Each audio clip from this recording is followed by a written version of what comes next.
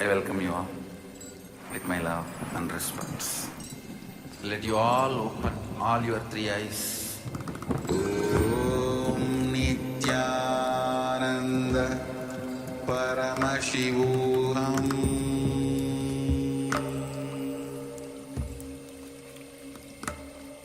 Om Nithyananda Paramashivoham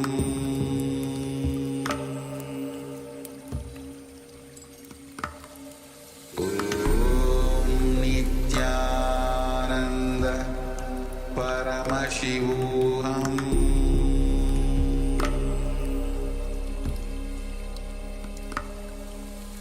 Om Nithyananda Paramashivoham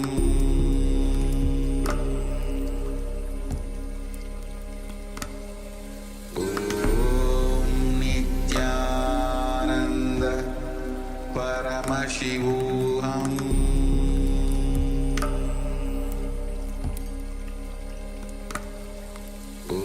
Om Nithyananda Paramashivoham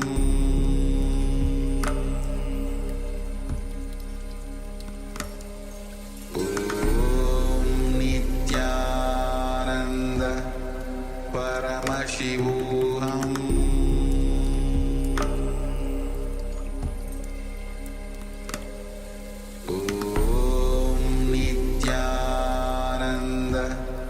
Paramashivoham Om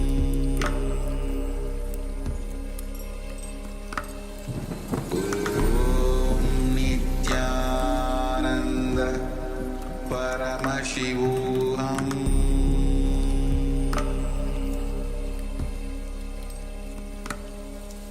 Om Nithyananda Paramashivoham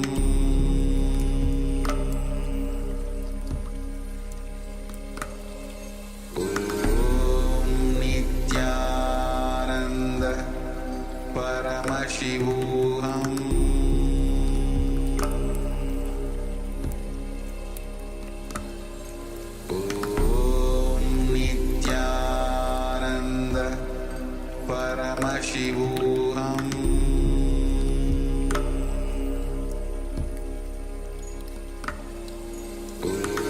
Om Nithyananda Paramashivoham Om Nithyananda Paramashivoham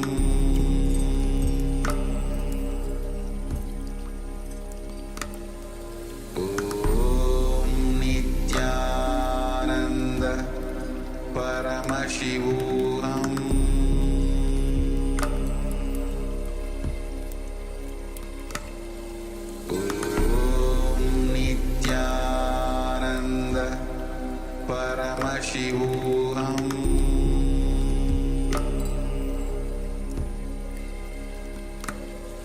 Om Nithyananda Paramashivoham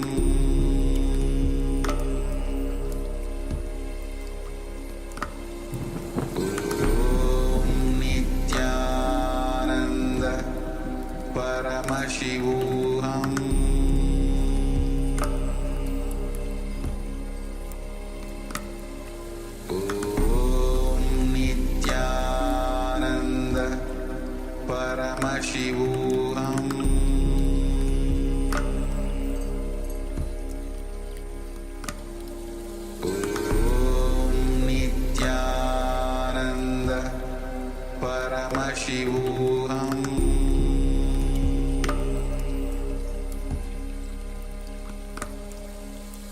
Om Nithyananda Paramashivoham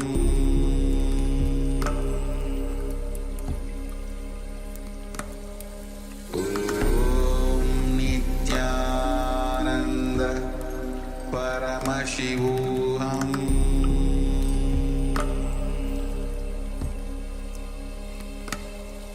Om Nithyananda Paramashivoham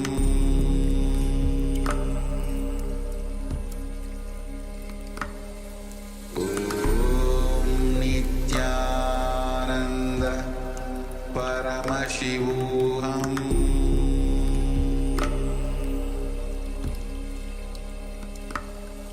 Om Nithyananda Paramashivoham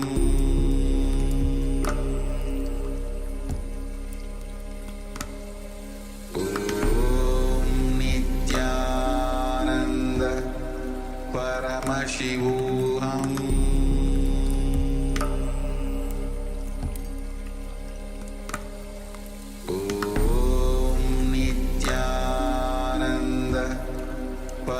Paramashivoham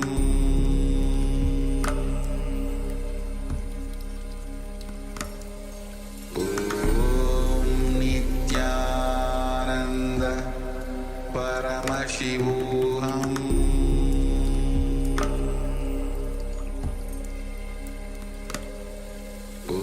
Om Nithyananda Paramashivoham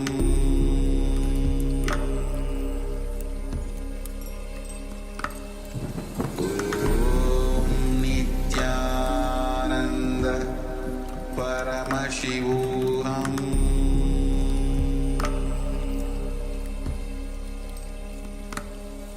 Om Nithyananda Om Nithyananda Paramashivoham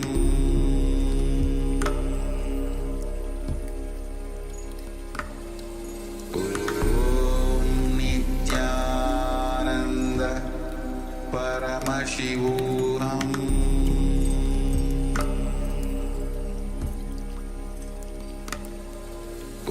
Om Nithyananda Paramashivoham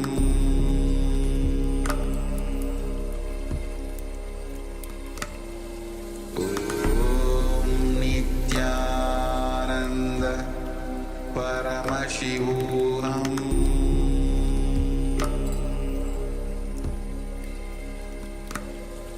Om Nithyananda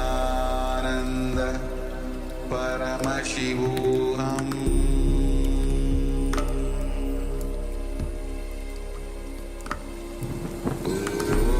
Om Nithyananda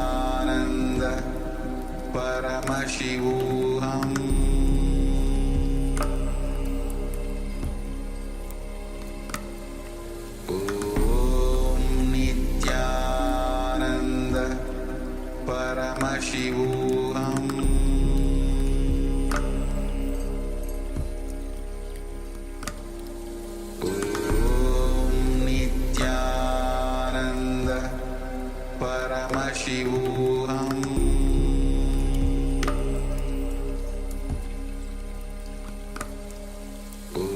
Om Nithyananda Paramashivoham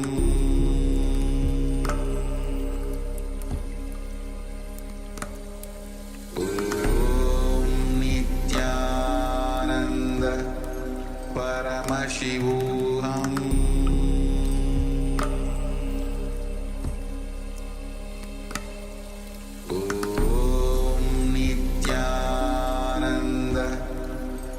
Paramashivoham Om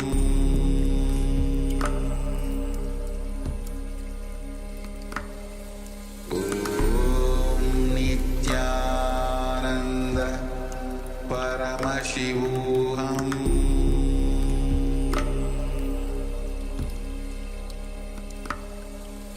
Om Nithyananda Paramashivoham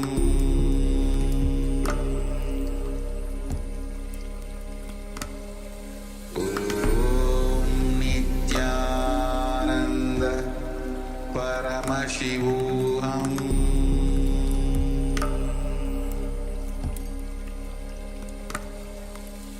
Om Nithyananda Paramashivoham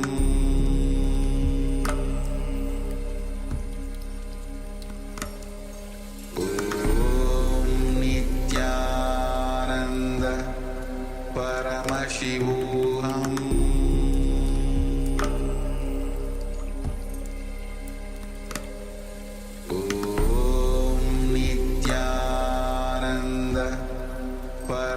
Paramashivoham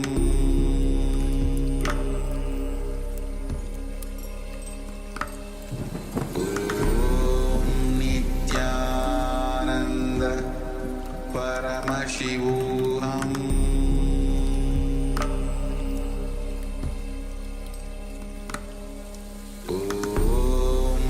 Nithyananda Paramashivoham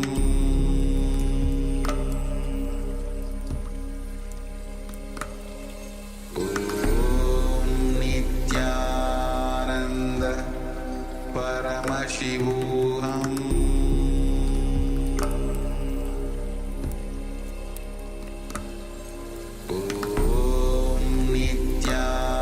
Nithyananda Paramashivoham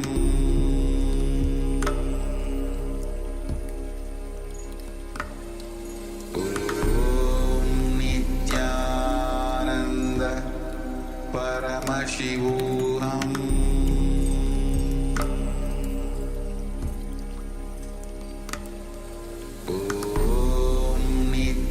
Nithyananda Nithyananda Paramashivoham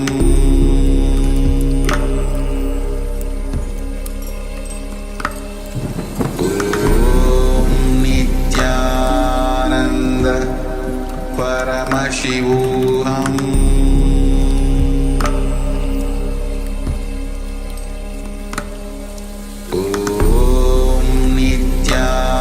Nithyananda Paramashivoham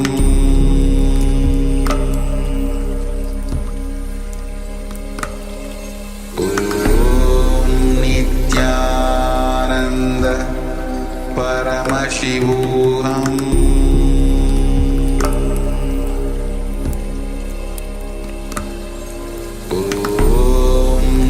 Nithyananda Paramashivoham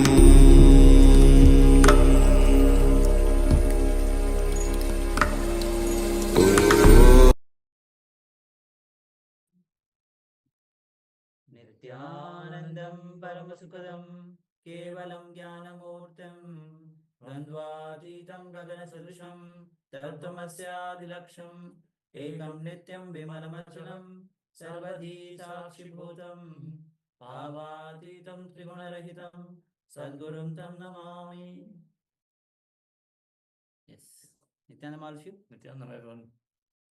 After this powerful Taipursam darshan of the Supreme Pontiff in Hinduism, let us now get ready. We're going to have the power manifestation. Swamiji has beautifully revealed how his guru has taught him all the different bhashyas to prepare him to experience the Paramasatya, the ultimate truth, the highest truth. Swamiji beautifully explained to all of us how it is not that one ultimate truth can be taught. No.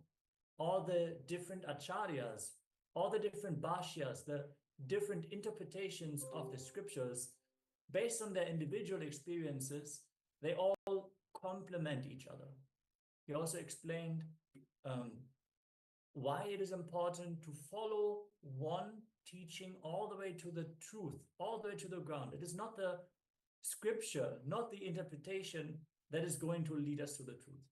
As Swamiji's guru himself told, if you want to have the ultimate truth, ask Annamalaya. He's going to show you. So we have to dig in one place deep enough until we reach the spring water, until we establish the well. If we just dig shallow in many different places, we're never going to reach the groundwater. Swamiji beautifully announced how Kailasa is going to create, by the guidance of the Supreme Pontiff of Hinduism, our beloved Swamiji, the AI tools that are going to empower all of us to have this kind of teaching for all of us, where we can dive deep into the Shastras without having to waste time on formalities and all the different contradictions that are created between the acharyas, finding the essence and learning the deeper truths to then have the pure questioning, have the maturity to find the feet of the Guru and receive the initiation directly from him and experience the ultimate. Thank you all for joining us, requesting all the participants to join us on camera also. Yes, we have a lot of participants who are joining us on Zoom and YouTube.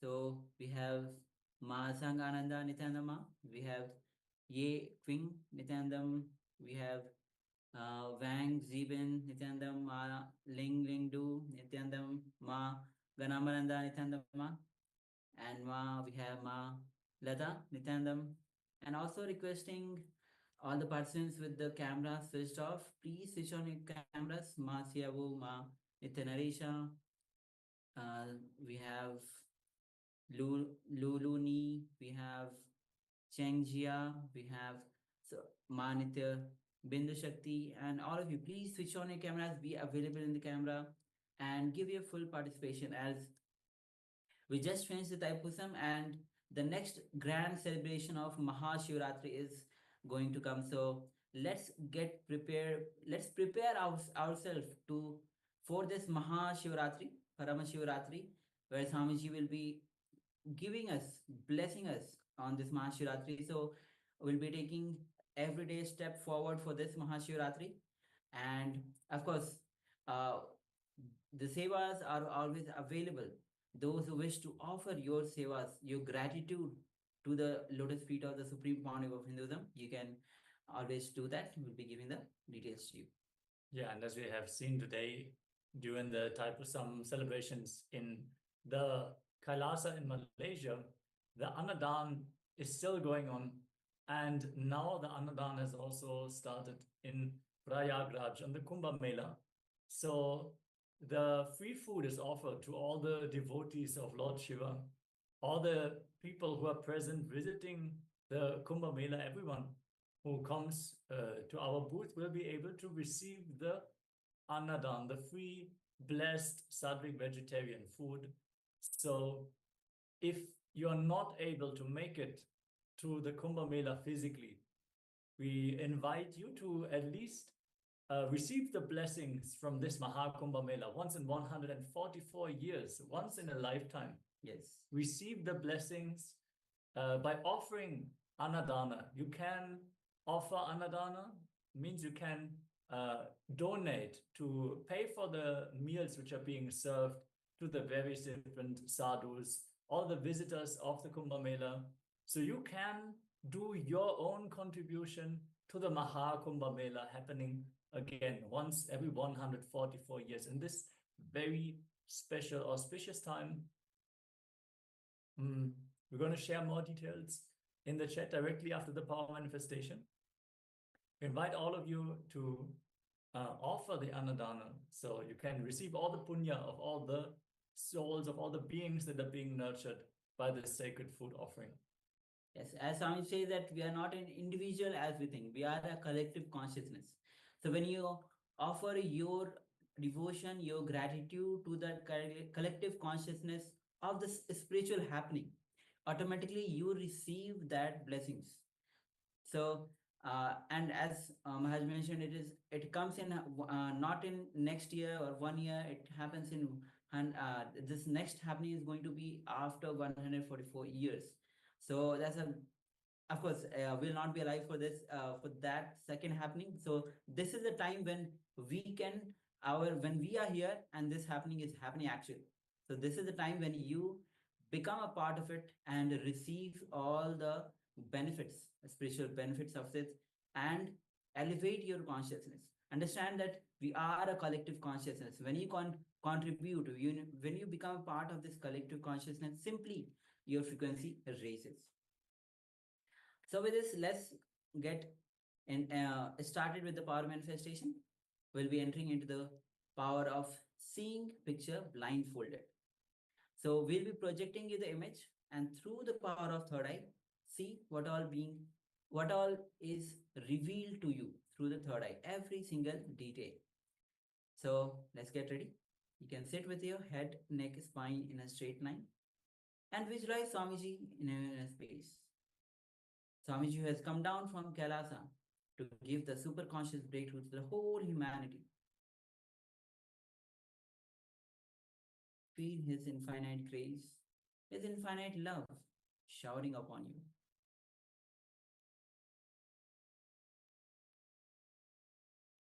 Now start to unclutch from every single thought. Do not engage with thoughts. Do not resist. Do not get carried away by the thoughts. Just unclutch. Now let's start chanting the Mahavakya. Om Nithyananda Paramashivoham. Om Nithyananda Paramashivoham. Om Nithyananda Paramashivoham. Yes, as you keep chanting the Mahavakya, let's enter into this manifestation. We'll be projecting the image on your screen now. Make sure your eyes are tight. No light is falling into your eyes as we enter into this round of the power manifestation. Let's begin.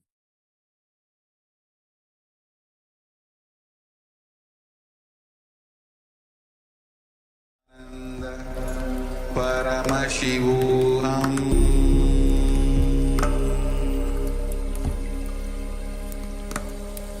Om Nithyananda Paramashivoham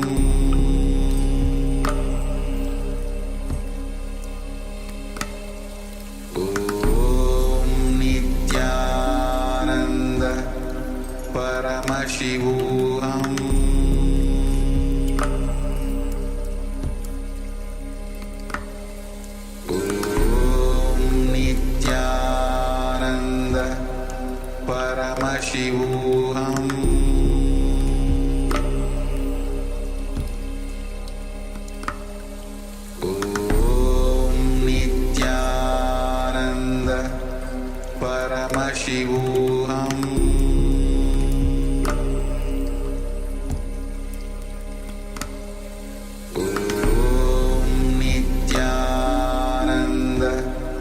Paramashivoham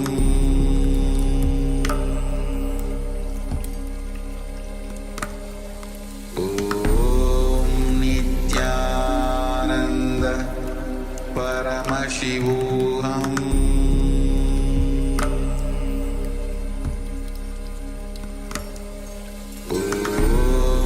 Nithyananda Paramashivoham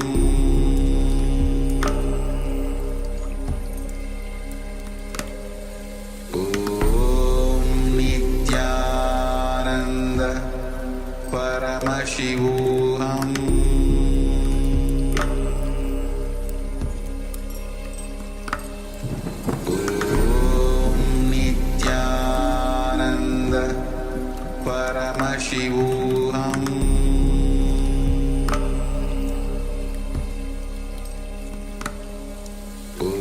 Om Nithyananda Paramashivoham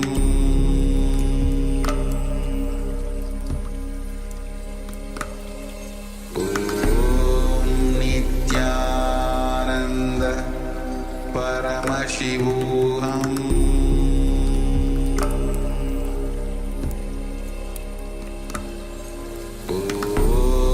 Nithyananda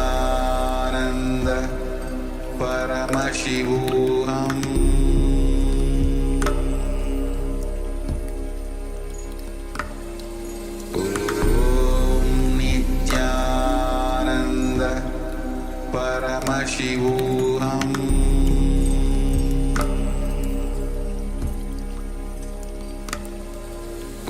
Om Nithyananda Paramashivoham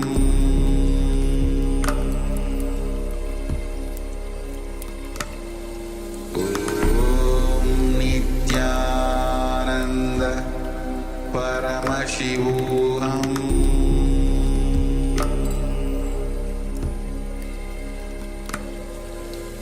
Om Nithyananda Paramashivoham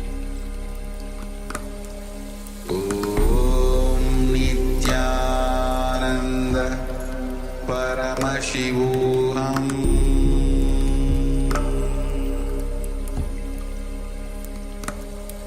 Om Nithyananda Paramashivoham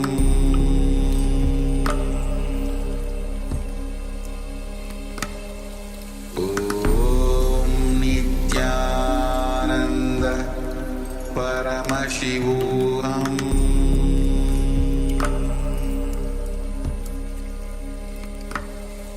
Om Nithyananda Paramashivoham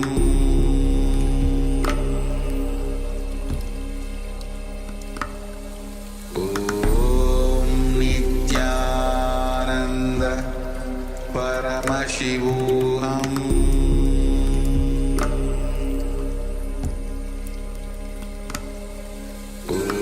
Om Nithyananda Paramashivoham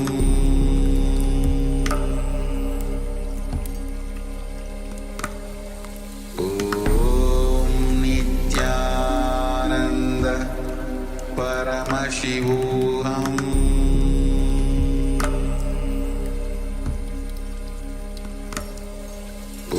Om Nithyananda Paramashivoham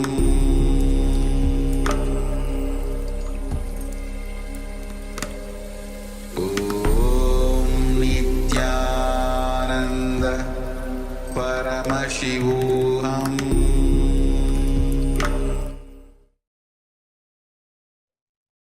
Yes, now slowly, very slowly, you can remove your eyebands and open your eyes. Yes, you can remove your eyebands and open your eyes.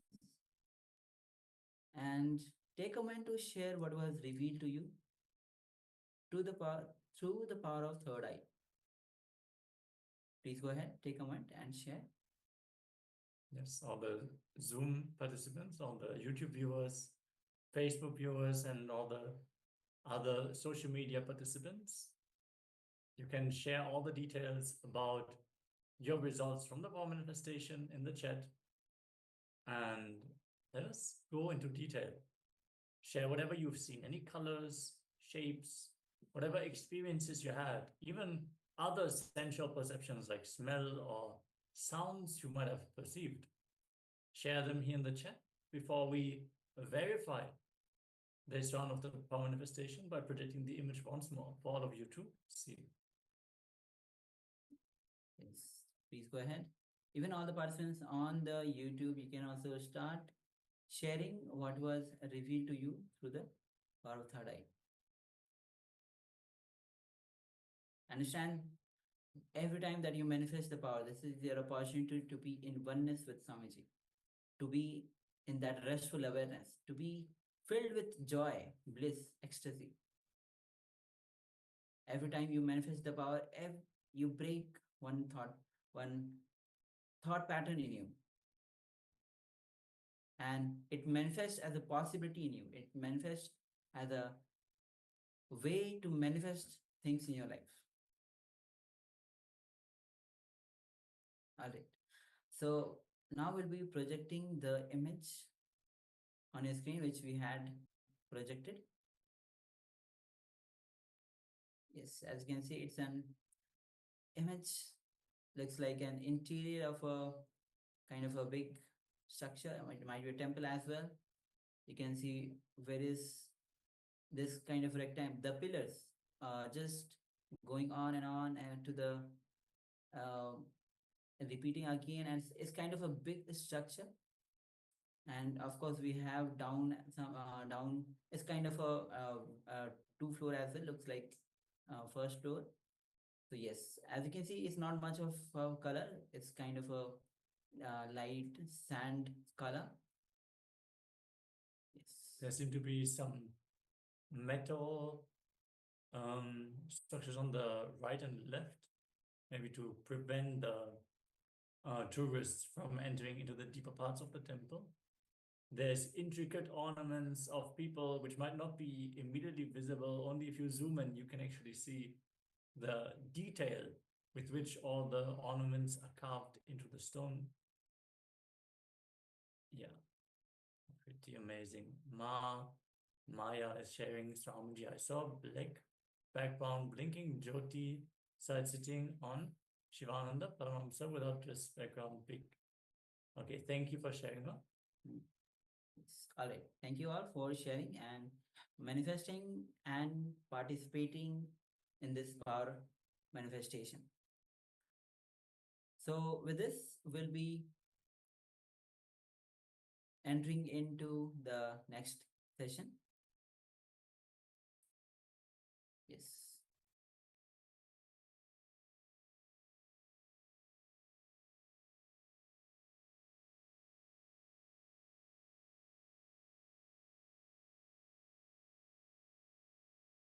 The first session is Genesis of Identity, understanding what you perceive as your identity. What do you feel as you is too important, because only from what you feel as you start developing second person and third person of your life. Understand? Aligning, understanding, aligning and understanding your first person, second person and third person, and experiencing completion. And experiencing completion. Understand? Wherever you are not aligning, you are only maligning the reality.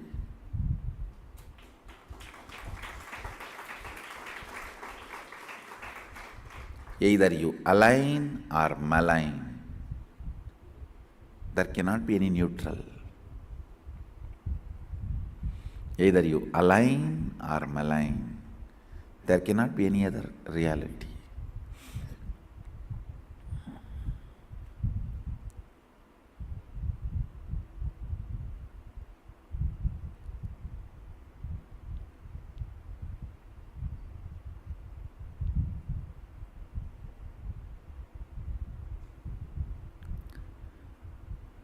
Aligning.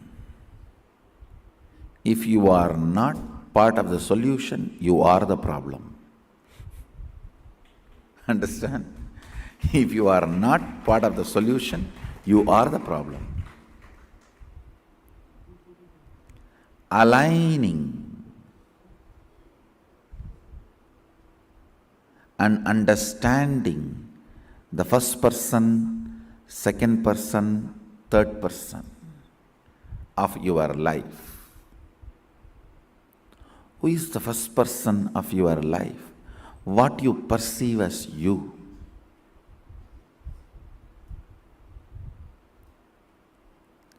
Who is the second person of your life? What you perceive as others. Who is the third person of your life? Whatever you perceive as you and others, and what you perceive as others, they and their others. Listen. Whatever you perceive as you is your first person. Whatever you perceive as others is your second person. Whatever you perceive as your second person's first person's and second person is your third person.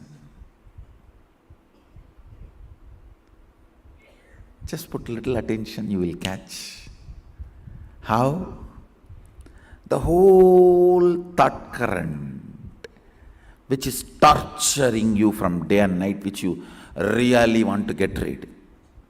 You and your thinking as love-hate relationship. You can neither be without that, nor be living with it. Almost like spouse. Neither be without it, nor be with it.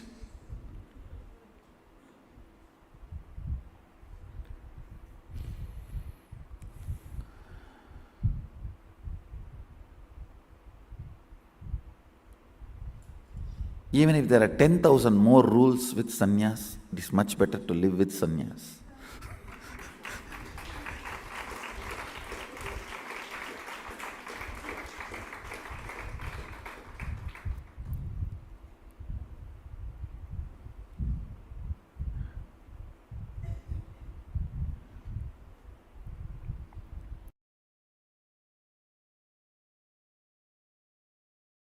Listen. When I look inside me, my inner image, I see a vast, powerful space of Purnatva, complete completion, or Sunyatva, emptiness, living emptiness. You can call that as a soul, God, energy, Mahadeva, whatever. A complete space. That's the exact inner image I am carrying. Outer image.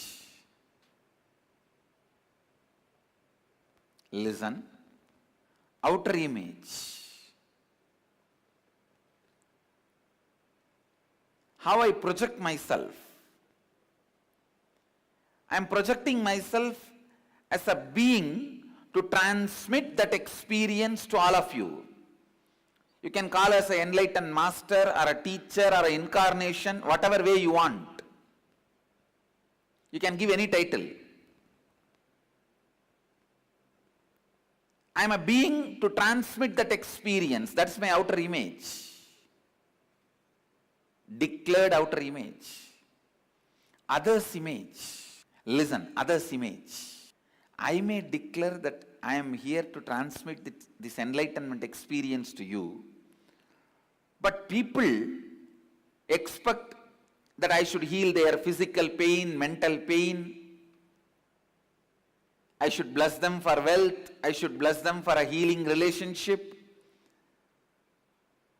peace, bliss, contentment, completion.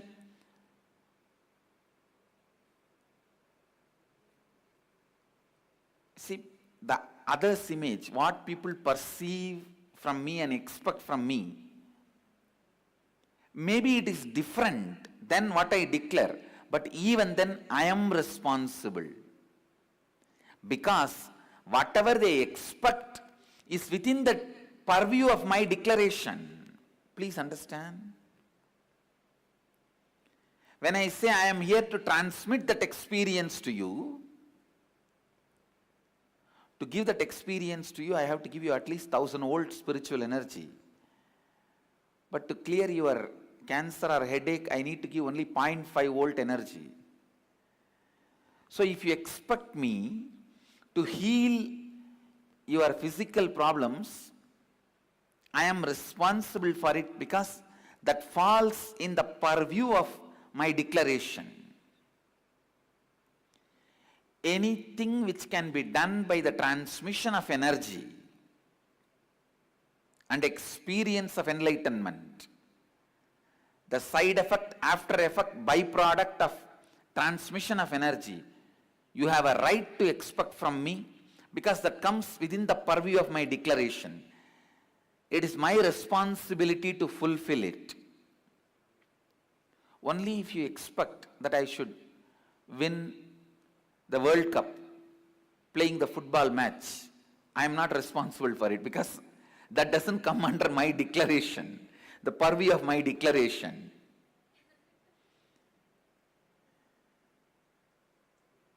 But anything you expect in the line of physical health, mental health, complete relationships, wealth, fulfillment, completion, enlightenment, I am responsible for it. Either I have to give you that. If you are not ready to receive, I have to prepare you and give you that. But till you achieve it, I am responsible. This is what is taking responsibility for others' image. And the life image. the image I have about life and others, the whole world is here to celebrate this joy with me, to celebrate this bliss with me, to celebrate this completion with me. That's all.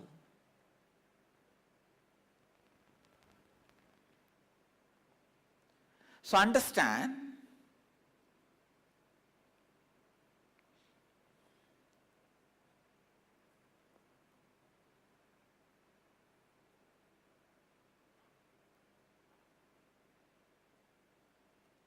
now you also look in and find out the inner image you have,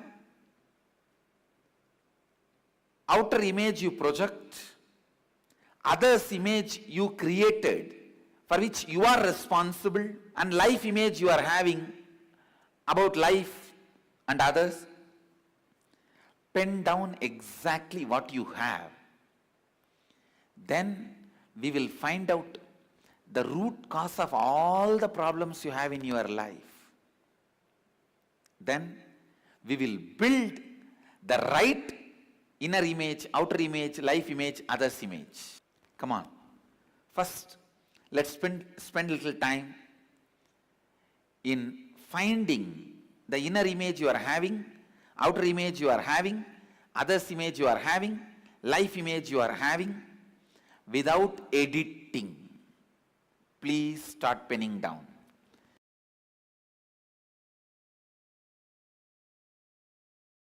So understand,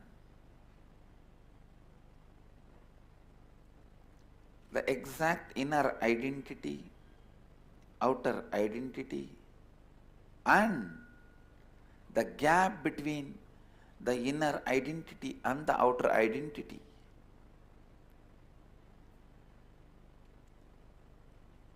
And what you want others to experience, feel about you, and what you feel about others. There is always a big gap between these two. You want everyone to feel about you as a loving, caring, trusting, blissful, joyful person. But you believe, you think about everybody as crooked, cunning, cheats, bunch of thieves. Now you need to know the gap between your inner identity and outer identity. That gap is neither good nor bad. Same way, the gap between what you want others to feel about you and what you feel about others. This gap also is neither good nor bad. If both these gaps makes you powerless, both of them are bad. If they does not make you powerless and you know how to play with that, then it is not bad. Sometimes it is good. Some of the very powerful, the most powerful strategies which Krishna did to protect dharma are done from that space where other person can't even understand with what kind of a logic you are functioning. Other person can't even understand, you can never understand with what kind of a dharma Krishna is functioning. You can never understand.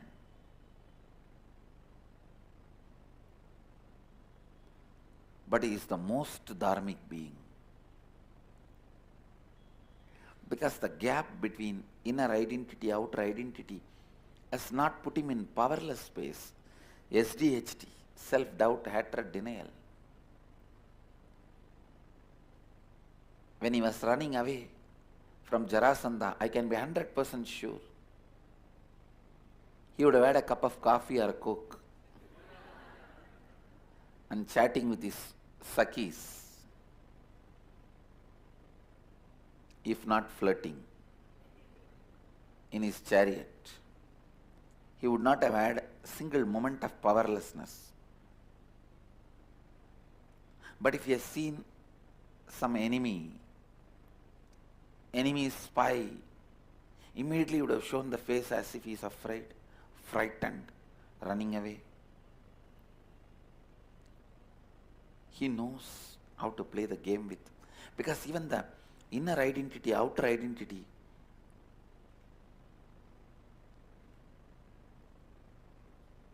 the life image and others' image, even that has become like a nail and hair for him, with which he can do makeup, whatever he wants, and play with it.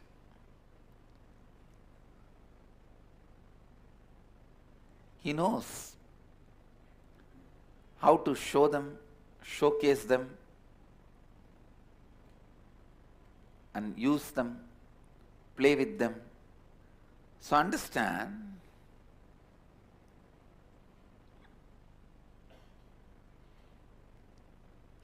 not to fall into any powerlessness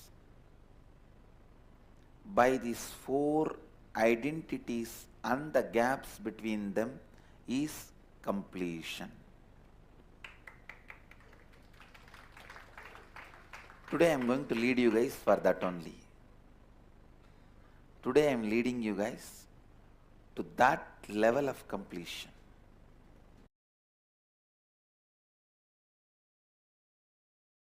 People come and ask me, "Oh Swamiji, I have this big low self-esteem, low inner image. How can I drop this? I have so much of SDHD."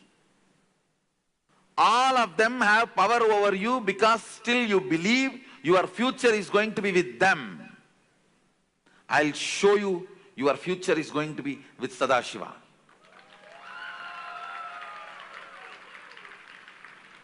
When you know you do not need beggar identity for your future is going to be Yuvaraja identity. It will not take more than 2-3 seconds to make that old identity redundant, irrelevant.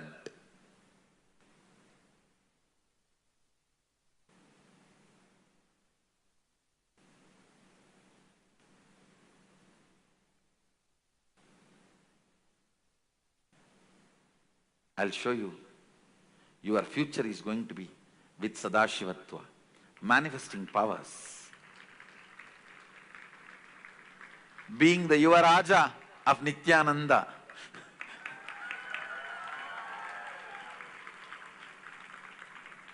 Prince of the cosmos. Yuvaraja of eternal bliss. I am the minister touching your feet and saying, you are being called to be king.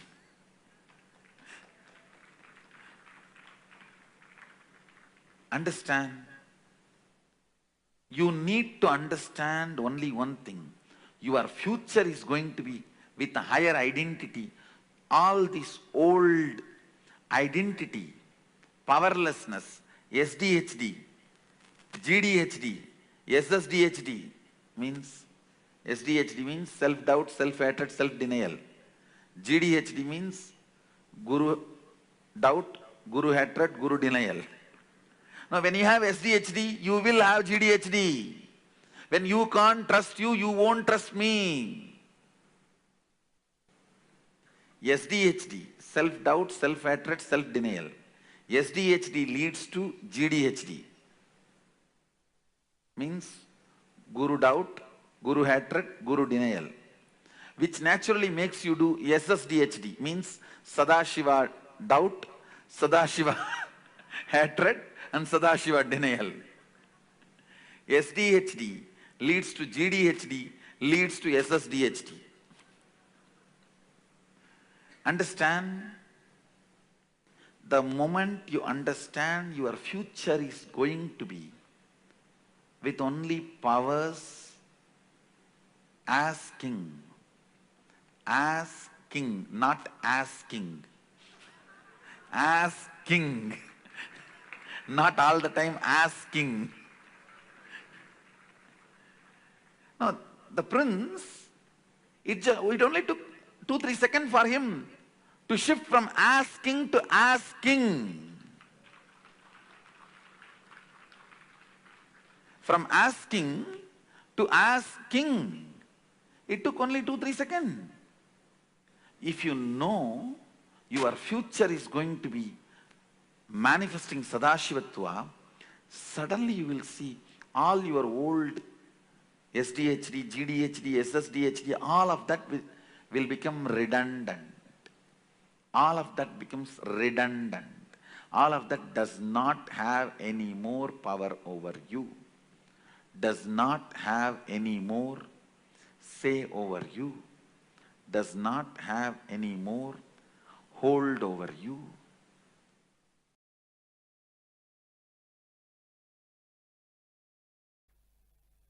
Other than being ferocious with your incompletions and being brutal with your SDHD, nothing else is required. Go on manifesting powers. Go on manifesting powers.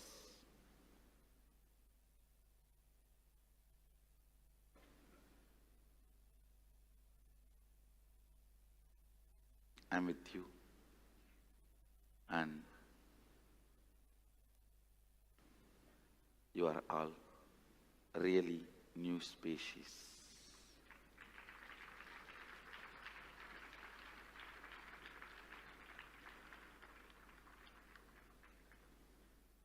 Formally, officially, I declare everyone here as new species, pioneers of new beings.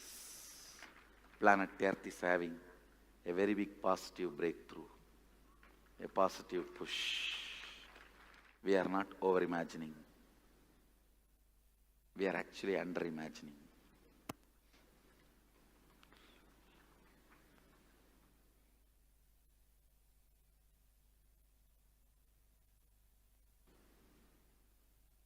I bless everyone here. Radiate Sadashivoham as Sadashiva, living energy, living representative and living Sadashiva. I bless you all to radiate Sadashivatva in all its manifestations, powers, state, experience, in everything. In everything, let everyone here radiate Sadashivoham. Sadashivoham. Sadashivoham. It is not only my blessings, it's my commitment. I'll make every one of you manifest Sadashivatva. Let's all radiate with integrity, authenticity, responsibility, enriching, causing, living Shuddhadvaita Saiva Sadashivoham.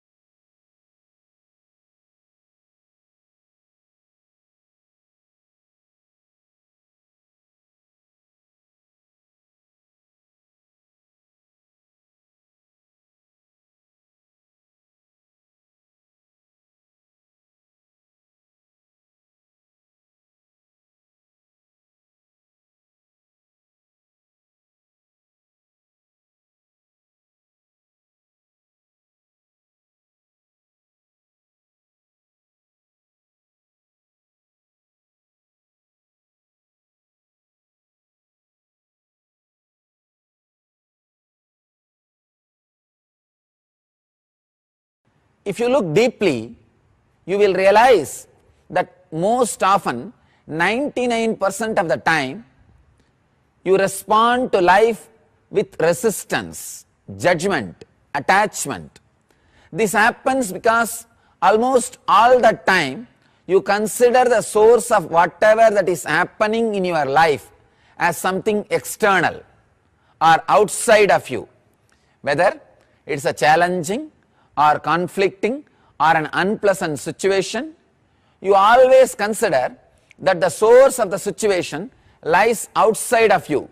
This is why you feel so powerless and helpless in most situations of your life. And almost always you blame the others to be responsible for the situation you are in. But what you need to understand is that whenever you are making the other responsible for your life, what you are actually doing is giving the control of your life to the other. You are making the other powerful by making him or her responsible for the whole situation. And the irony is that you keep wondering why you are so powerless and helpless.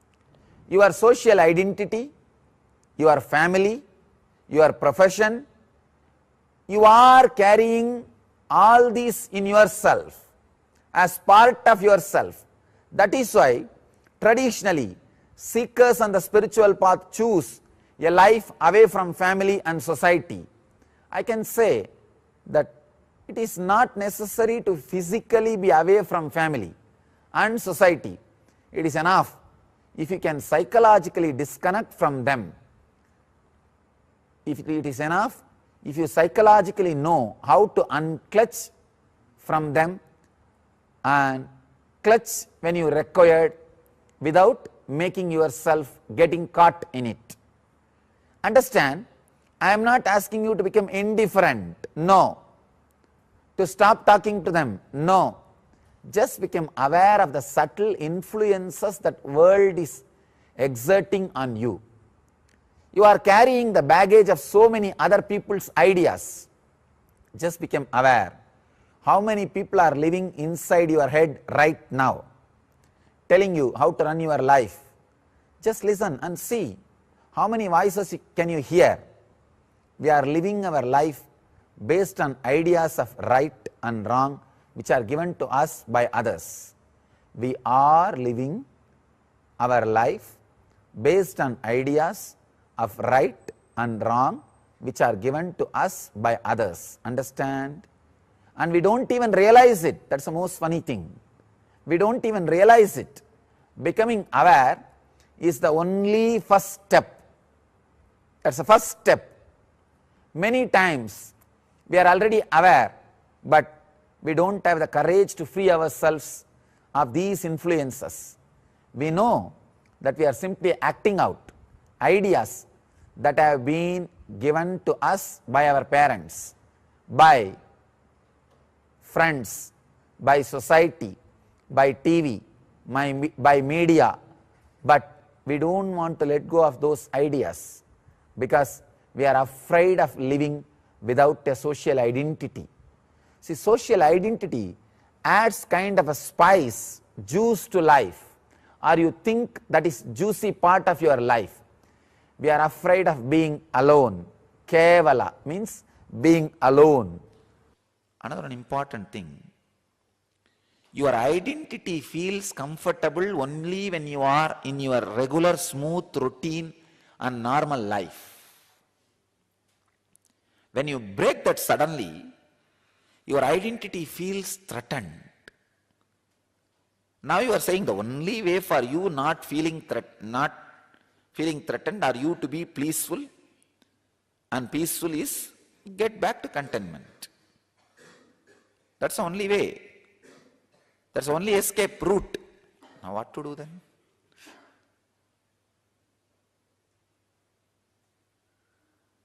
Now nothing can be done.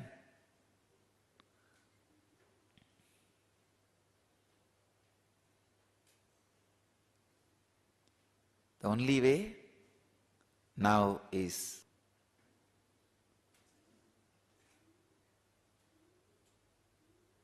Get back to contentment.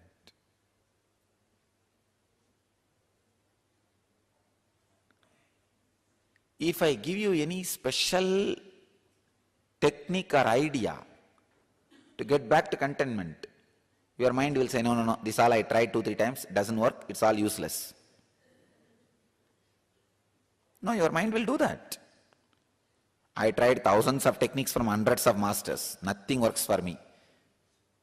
I am too big guy. No, everybody thinks they are bigger guys than the masters. Too big guys.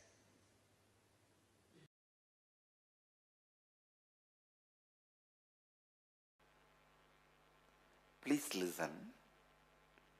Come to the space of listening.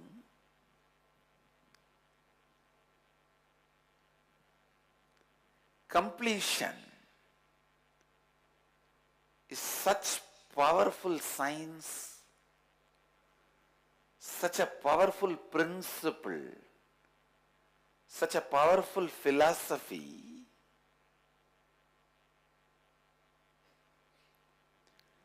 Not only it burns all the suffering,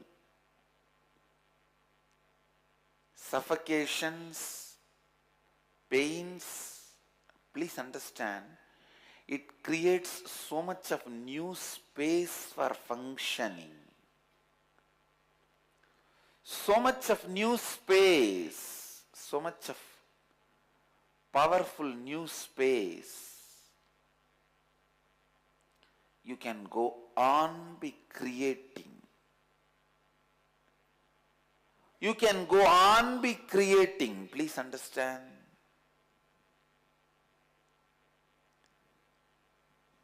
Every night when you finish completion, two things are very important. One, strong decision not to allow that incompletions again in your inner space. Completion is not watching TV serial in your inner space, the same thing you will watching every day. No. Unfortunately, you guys sit and brood over the same problem every day. After some time, I think you start enjoying that. No, that is not completion. Declaring. You will not allow that incompletion again to surface into your inner space. Second, if you have completed with something yesterday night, today morning, use the inner space to rewrite your future before the completions get back into your system. Understand? Intense, sincere rewriting of the future means go on rewriting.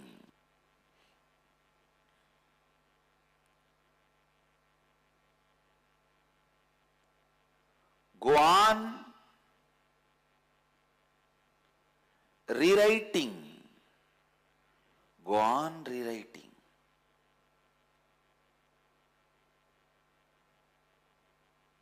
Please understand, only when you go on rewriting,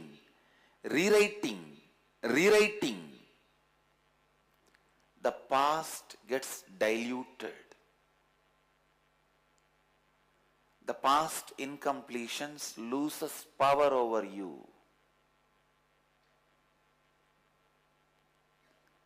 If you don't rewrite your future, means if you don't create the new future, naturally you can't be a vacuum space, so you tend to get into your past incompletion or entertain your past incompletions. Please understand. Understand this one great truth. If you go on rewriting your future, means constantly aligning you to your declared authentic identity, aligning you to your authenticity, means take responsibility for others' image as others want, raise your life image and others' image. So understand, let the space you get after the completion be used to create authentic identity. Please understand, everyone wants peace. But you need to know, unless the space which you get by peace is used towards authenticity, the peace can never be long lasting. You will lose it.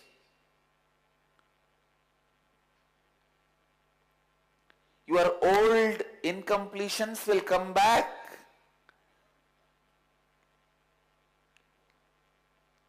Empty mind is devil's workshop. I tell you, it is devil's home, not just workshop. Not only he works there, he resides there.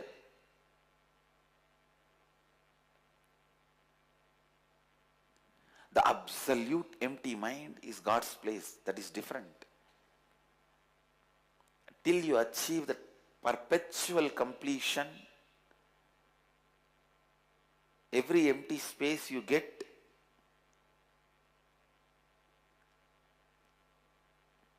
you should use it to rewrite your future.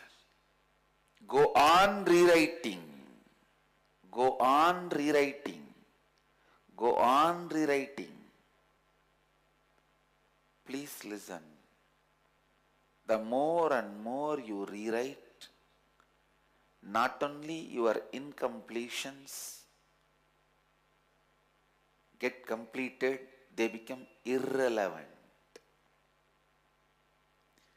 Making your incompletions irrelevant to your present life is the complete completion.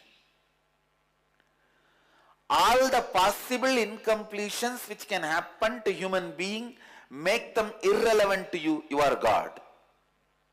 Please listen. All the possible incompletions which can happen for human beings, Janma, Mrityu, Jara, Dukkha, birth, death, disease, pain, all the possible incompletions which can happen to human beings, make them irrelevant to your life. It is possible. Make them all irrelevant to your life. Make them all irrelevant to your life. Then you are God. Constantly make all the incompletions irrelevant to your life. It is possible. Go on spending time every night, I tell you, completing with incompletions in the night puts you in the space of samadhi. The more and more nights you spend in samadhi,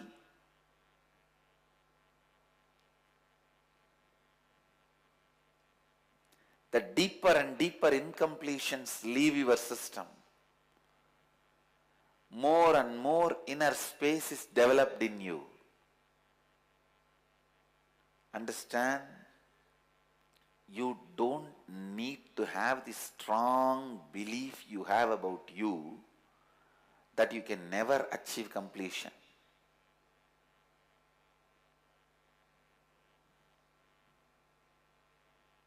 it is solidified stupidity. But good news is, even if it is solid, it can be thrown out. You don't need to worry with it, struggle with it, suffer with it. You don't need to worry with it, suffer with it, struggle with it.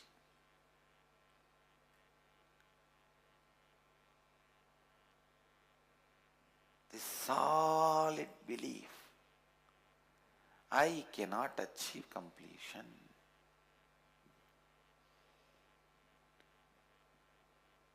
As I said, solidified stupidity.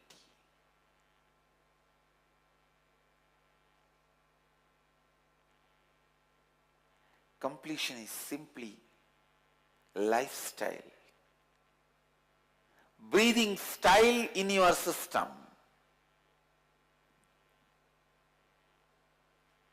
Because every moment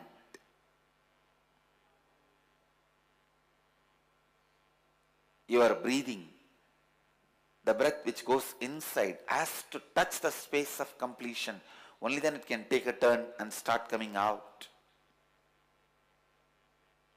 Same way, every thought finally has to go and fall in the space of completion. Only then the new thought can be created.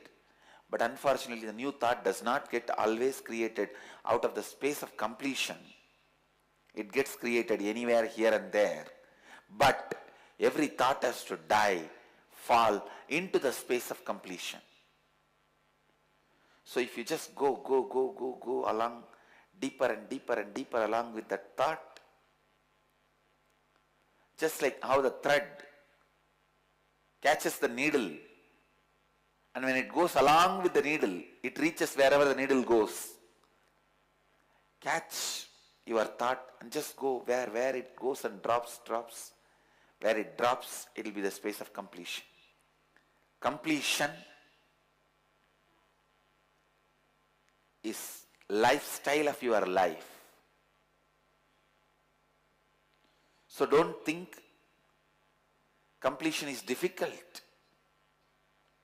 It is impossible. No. Completion is the most simplest way of existing.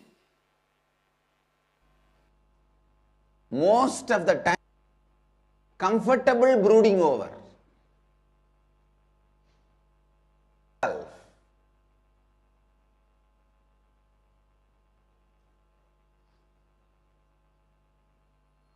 Don't, even the brooding over has to be very clearly done from the context of completing them. Not to create more and more self-sympathy. Nobody in my place would have survived. I'm not going to be. I'm not going to believe. Please listen. Most of the time our completion technique is being used for brooding over. Don't do that.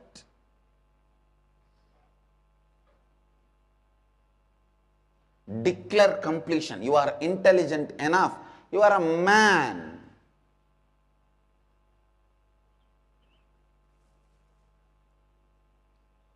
First time in my life, I was shocked when I saw in the US the trekking schools. I was really shocked. Why human beings need to be taught to climb the hill?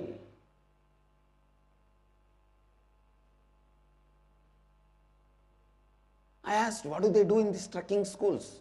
Swamiji, they teach you how to climb the hill. I said, come on. What do you mean? Why human beings should be taught? The people who were around me, they could neither understand me nor I could understand them. They said, then how to climb, Swamiji? I said, what do you mean? I am a man, here is a hill, climb, that's all.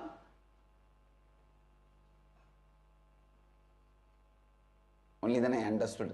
I am born in a hill and I lived throughout my life in a hill, so climbing the hill is the lifestyle. Human beings forget things. Understand, listen. From today, you will start aligning your every word, thought, action. Listen, your every word, thought, action to your authentic identity.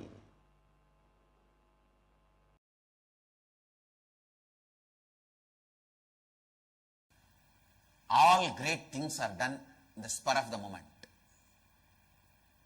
Please listen.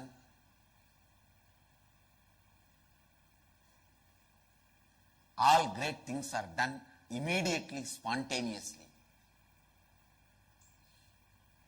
Whether it becomes right or wrong is based on, are you holding that same context in your life continuously or not, decides. Understand? I made the decision of sannyas in the spur of the moment only. Just one moment, spontaneously I decided, I will become a sannyas. It is right for me because I hold that context continuously. Even if I hold the context, if I don't make that spontaneous decision, it is not going to be right for me. Many times we think, let me train myself to hold the context and then I will take this decision. Never it happens. Only after you make the decision, you even know how to hold the context, or you will be sleeping even when I speak about these great truths.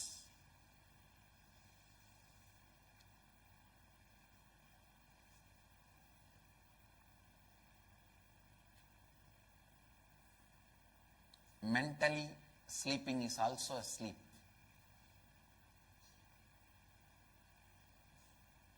You will not even know how to hold this context unless you take the decision spontaneously.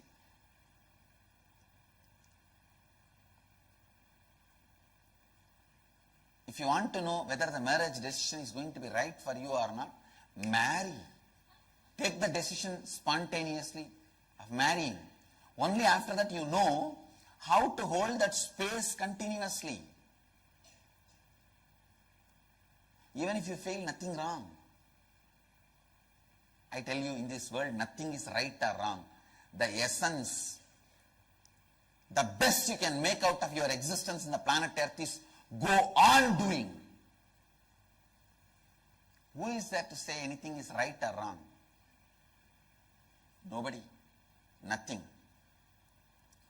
When you go on doing, the maturity happens in your inner space. That is only is going to come with you. You have made best of your living in the planet Earth. Doing is right and postponing is sin. That's all is the dharma of life. Cherishing the postponing pattern is completely withdrawing yourself from life, putting yourself into life imprisonment. If you want to know the definition of self-life imprisonment, I can use one word, postponing pattern. Postponing pattern is a self-life imprisonment.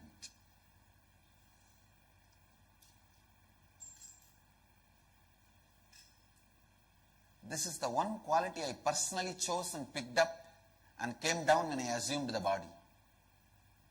Happening. If I have to describe my whole biography in one word, happening.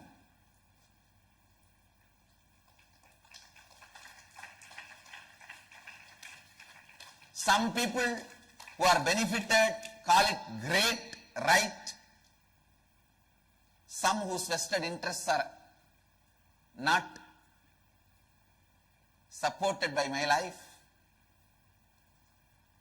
call this is wrong. And there are some people whose vested interests are supported By calling it wrong, even in that way I am causing their reality. Tatastu.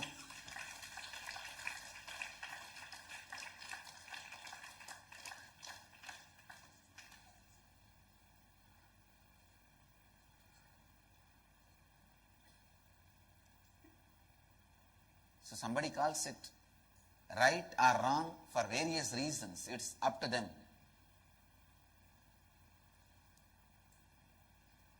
I tell you, learn this one lesson from life. The best you can squeeze out of the life on the planet Earth is make your life as a happening.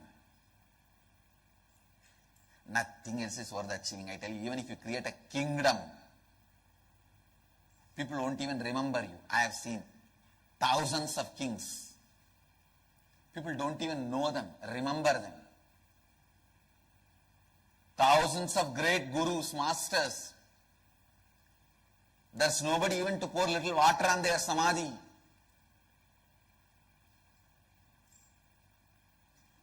Or put a light on his samadhi. With this, the essence of today's satsang, first priority is always do right and do it. Second priority is, if you don't know, at least do it. Only the third, hanging in the confusion and incompletion and postponing pattern.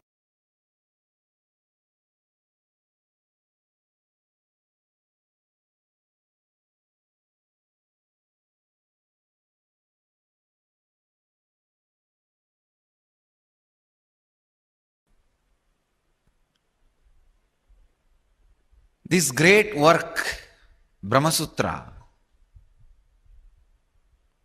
can never be introduced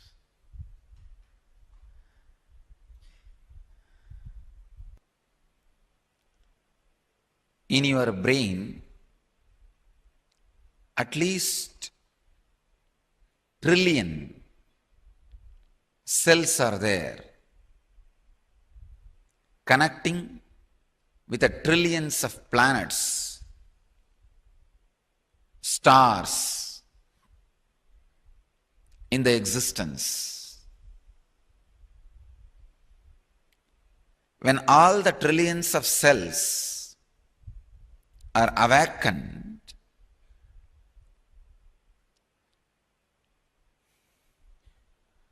the whole cosmos is experienced inside the body. The Brahmanda is experienced in Pindanda.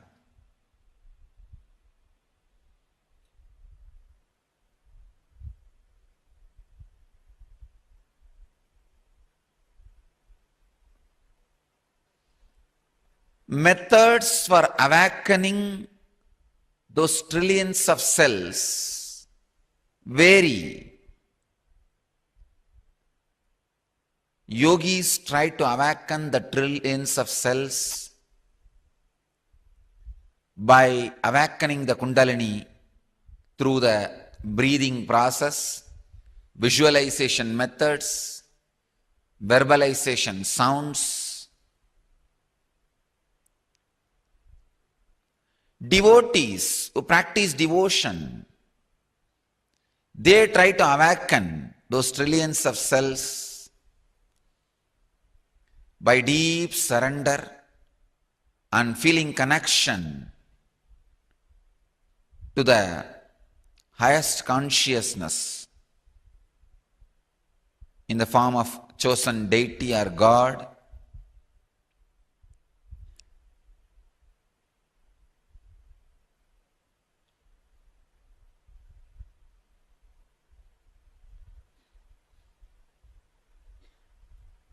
Karma yogis try to awaken the trillions of cells by continuous creativity. There were thousands of methods, systems techniques, technology to awaken the trillions of cells.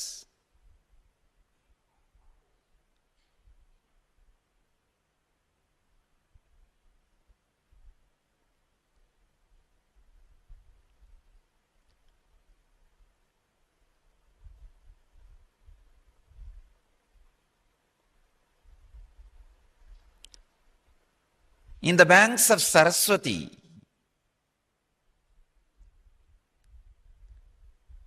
a unique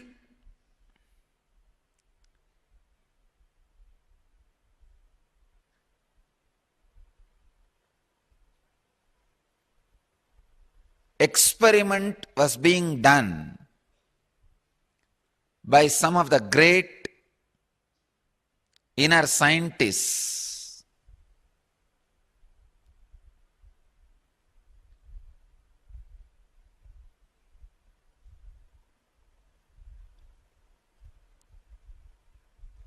They tried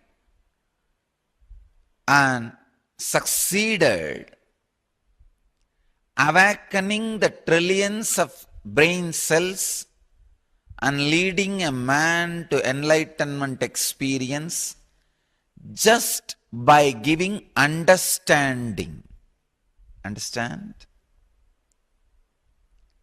You can awaken your Kundalini Shakti, non-mechanical parts of your brain, trillions of cells, by pranayama, yoga, dharana, dhyana, samadhi. This kind of techniques are deep devotion, feeling connection, surrender to the chosen deity as God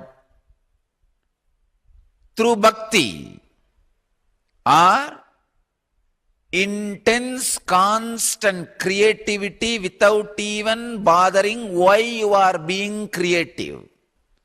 Hundreds of methods to awaken the human consciousness to its peak. Hundreds of methods for inner awakening was experimented, researched, developed, and experienced by the great rishis, the inner scientists, the various part of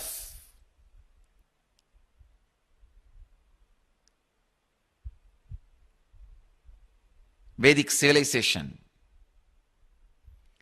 This unique experimentation was being done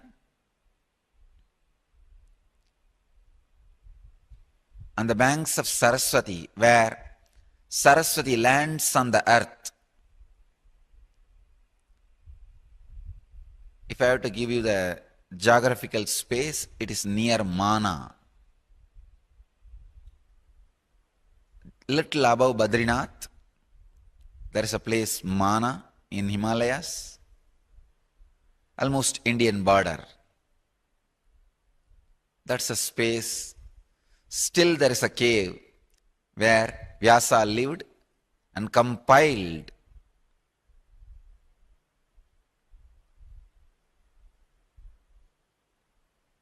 all his works, where he wrote Mahabharata, where his unique transcriber, Mahaganapati, stayed. The place where Bhagavan Vedavyasa compiled this great work, Brahma Sutras.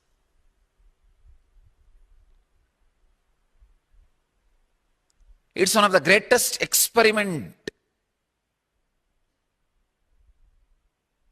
and greatest successful experiment.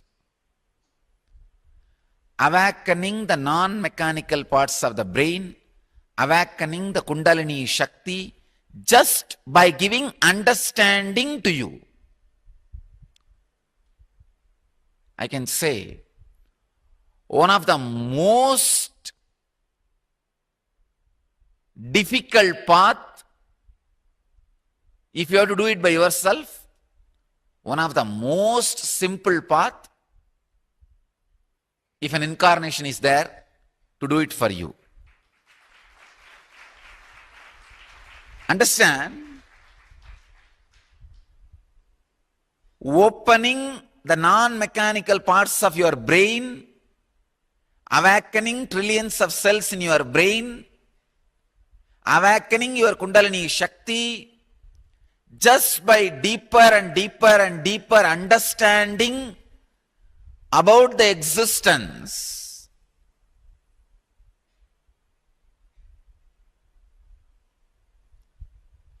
If you have to do it by yourself, it is almost like having a matchstick and trying to measure the whole world through the matchstick.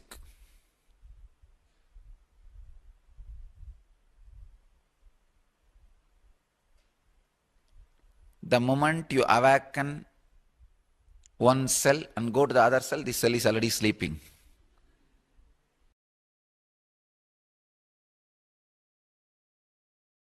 If you are experiencing levitation, Kundalini awakening, Yoga Sutra is great for you.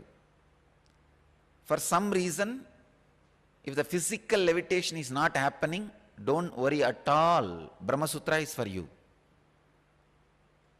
Because the Brahma Sutra is a blessing given to all human beings. All human beings are basically logical. A logical mind always wants a clear set of irrefutable, non-misrepresentable,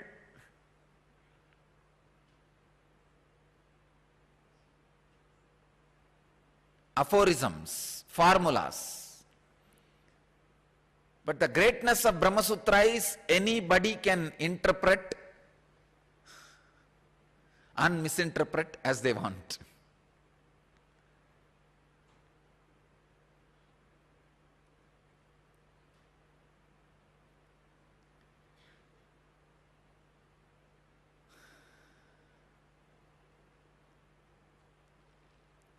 If the logic is pure diamond, I can say Brahma Sutra is jewel made out of pure diamond stone without adding any metal. It is not jewel studded with diamond stones, it is made out of diamond stone. Huge diamond stone, just it has been drilled, carved and made into a jewel. That's a description of Brahma Sutra.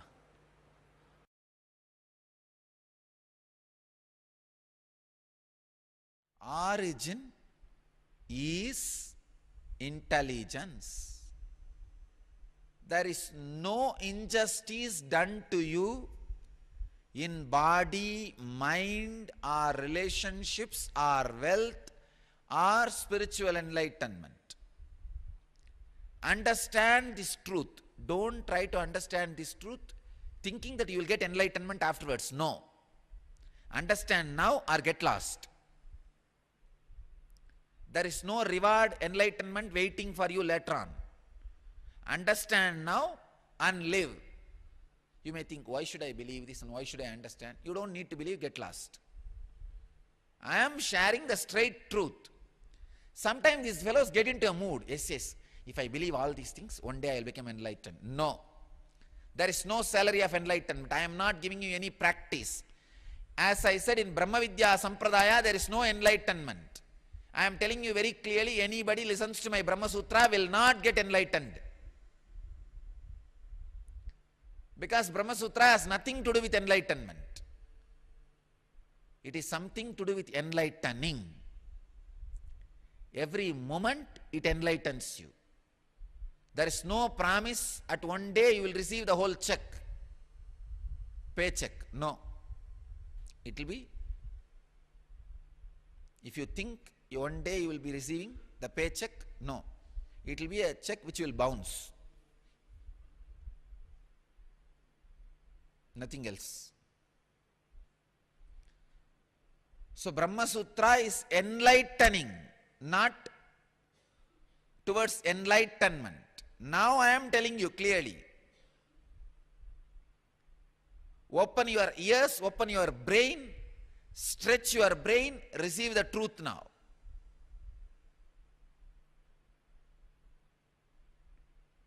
Don't keep your head as an inverted pot. Anything poured goes down. Make it as a begging bowl to receive. In the Nirvani Sampradaya, they use the skull as a begging bowl. Why, you know? To remind themselves continuously, they used to use their skull also to receive knowledge from Master.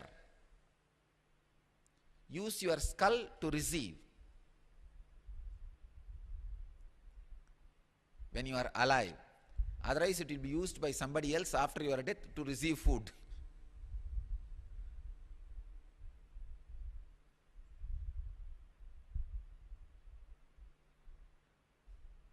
Let it receive when it is alive. Don't wait for your skull to receive till it dies.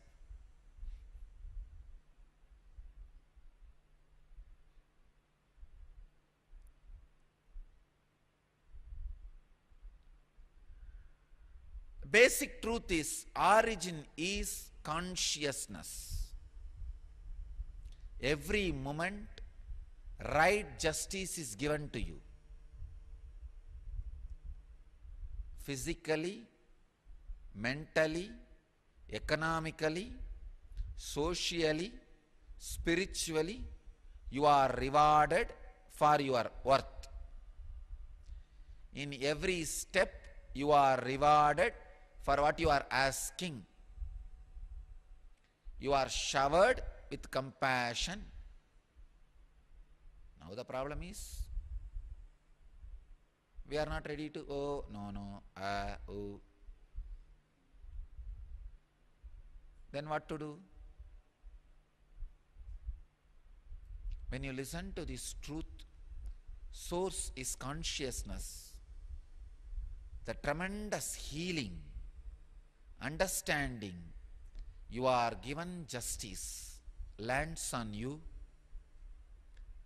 That understanding directly makes you live enlightenment. The enlightening sacred secret from this sutra is two. One, you are not handled by the dead laws. You are handled by a compassionate, independent, intelligent judge who is not even interested in judging you, who is interested in only making you grow. That's the first sacred secret. Second, the origin or the source is not matter and law. It is existence which is intelligent. Naturally, the sacred secret, when it sinks inside you, gives the tremendous restful awareness. Now, rest in that restful awareness. Sit in Upanishad and see for yourself whether origin of you is matter or life. Today's sutra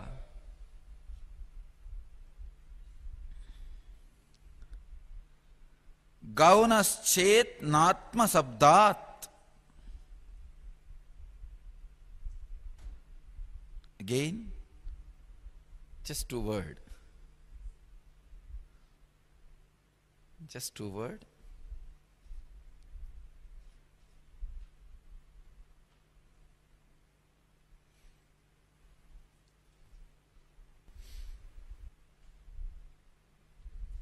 Translation of Gambhirananda says, if it be argued that the seeing is in a secondary sense, we say not so, owing to the use of the word self.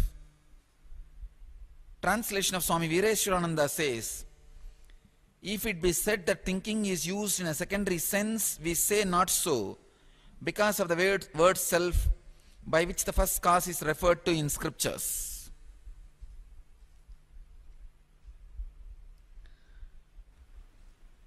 This is one of the deepest philosophical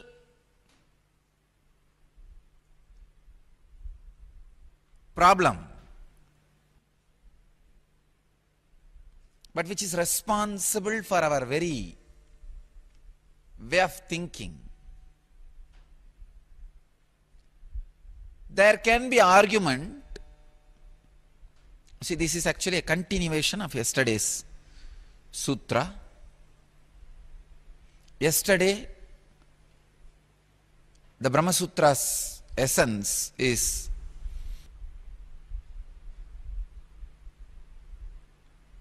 source of you, source of the universe is independent intelligence, not a dead matter or a dead law.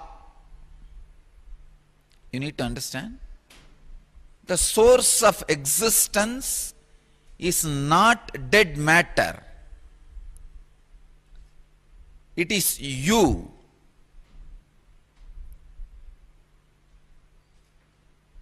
The source of universe, which is you, is life. It is independent intelligence, living mechanism. This truth is established through a logic because all experiences are happening in you, which is a living self. The source is living self.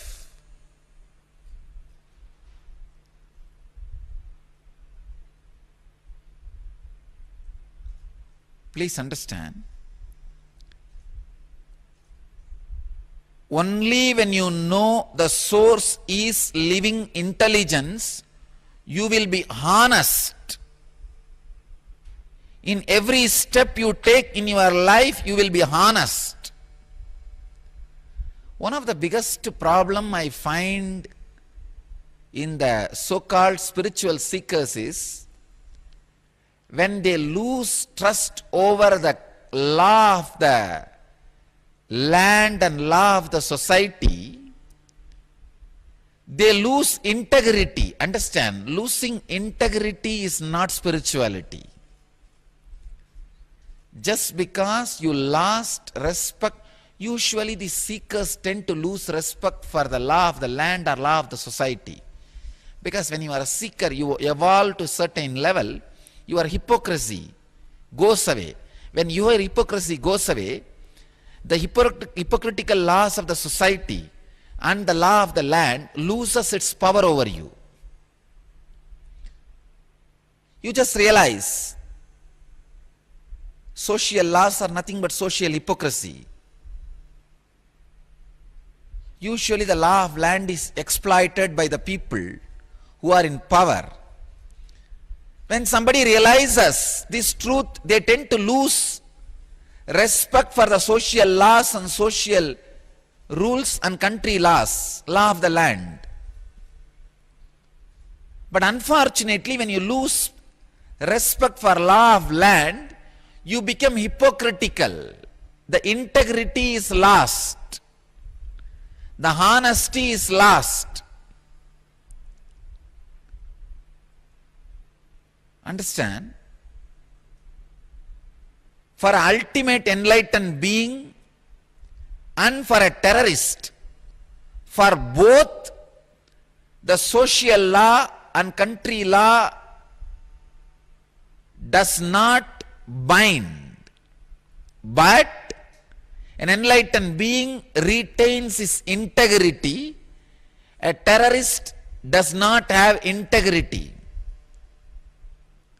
I can say many seekers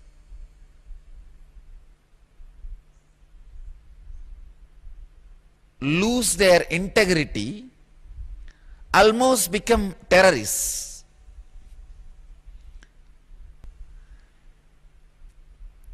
When you lose respect for the social law and country law,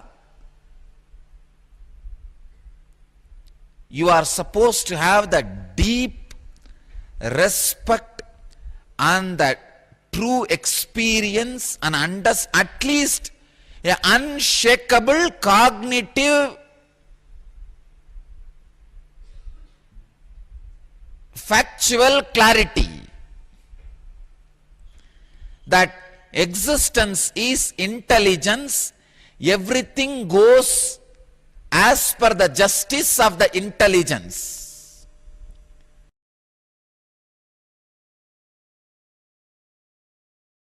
If you add anything from outside and be blissful, that is not bliss. Understand? Without adding anything from outside, just be blissful, you will see just you are in higher frequency. Whenever you are in higher frequency, all the other things are attracted towards you. It's by nature. The higher frequency object just sucks, pulls all the lower frequency objects towards it. So energy is in higher frequency. Matter is in lower frequency.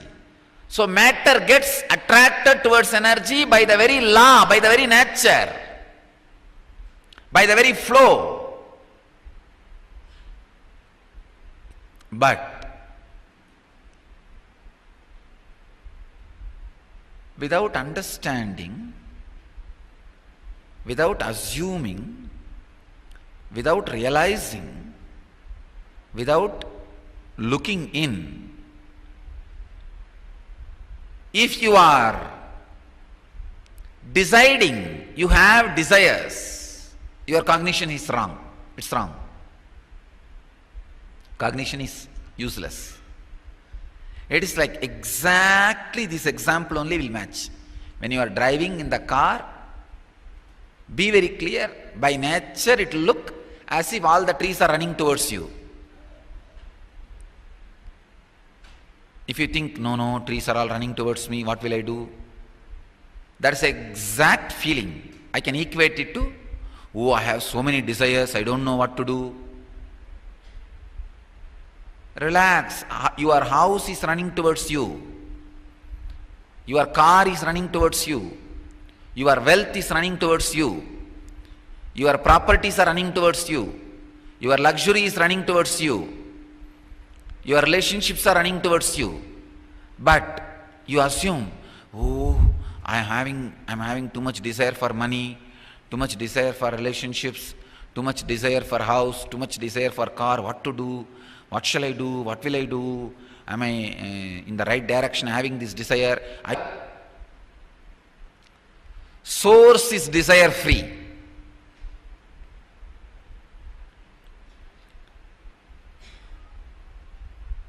I am not boasting. If just this one truth, humanity is ready to listen, I tell you, Vyasa can solve the whole suffering of humanity. The whole thing, I can see, boils down to pushing you towards the transcendental awareness happening in you. Constantly Vyasa, Badarayana, is getting you back to the transcendental awareness. If I have to reveal the sacred secret, if I have to reveal what I am going to talk for next half an hour, for example, you say, Swamiji, next half an hour I don't have time to sit, I have to run for the other work. Can you just tell me in one statement? so that I can hear and run. I am going to say, get back to witnessing consciousness. Do not be satisfied in the space where the attainer retains even a scratch of individual identity. Please understand, when I use the word here Brahma Sutra, I use the word more like the process of awakening the inner space. When you start living based on this sutra, which says that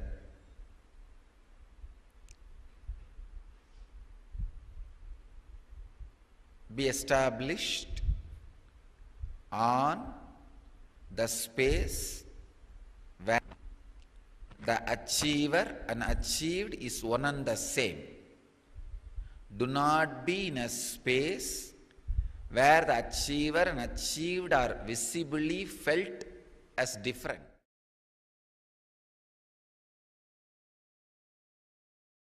When I assumed this body, I collected bio-memory from Arunagiri Yogeshwara, Meenakshi, little bit from Swami Vivekananda. When I collected the bio-memory and made this body and assumed the body took birth, I saw suddenly I have updated even my Meenakshi bio-memory. Understand? Bio-memory of Meenakshi continues to grow. You may think, are they not perfect? They are perfect, but not end. Understand? Enlightenment is ultimate, but not final. Meenakshi is ultimate, no doubt, but not final. The ultimate goes on exploding into ultimate. The ultimate exploding into ultimate.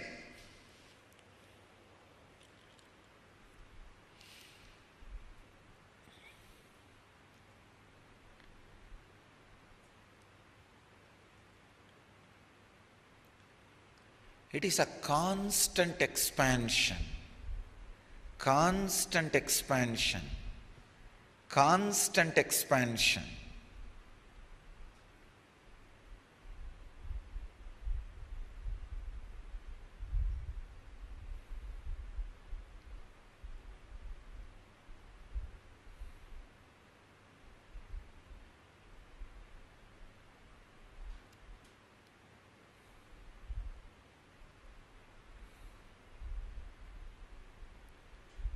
Constant expansion of certain flow is what I call abundance.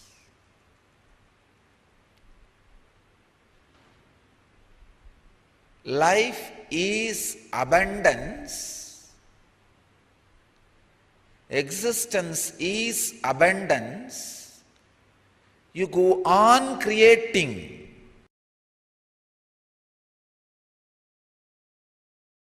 What is enlightenment? If you ask me now, I will tell. Fan is moving. TVs are functioning.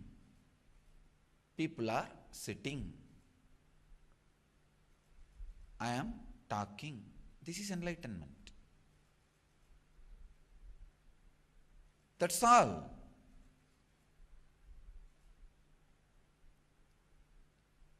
If you ask me, Swamiji, please teach Brahma Sutra for this moment, I will say, I am sitting on a gold-plated throne.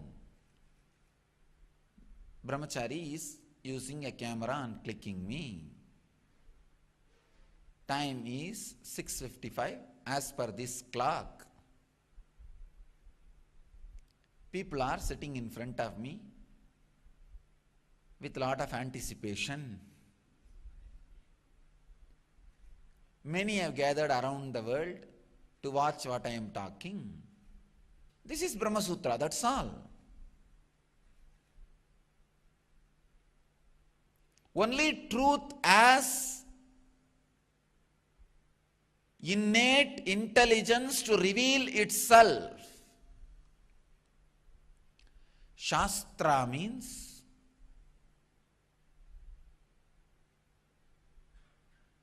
truth about reality.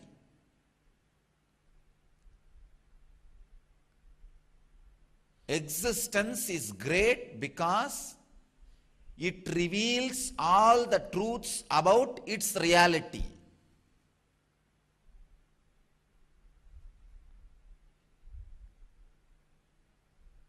All the psychodrama you add on the things and persons and situations, if they are detected, truth is revealed.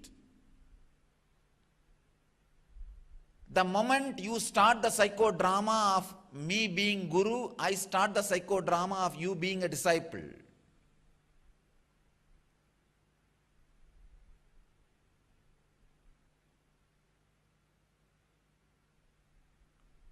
The moment you start the psychodrama of friendliness towards somebody, that person starts the psychodrama of friendliness to you. The moment you start the psychodrama of enmity towards somebody, the person starts the psychodrama of enmity towards you. Psychodrama of pain, pleasure, love, anger towards persons, object, or reality is corruption. Otherwise, in truth, in reality, shastrayonitvat,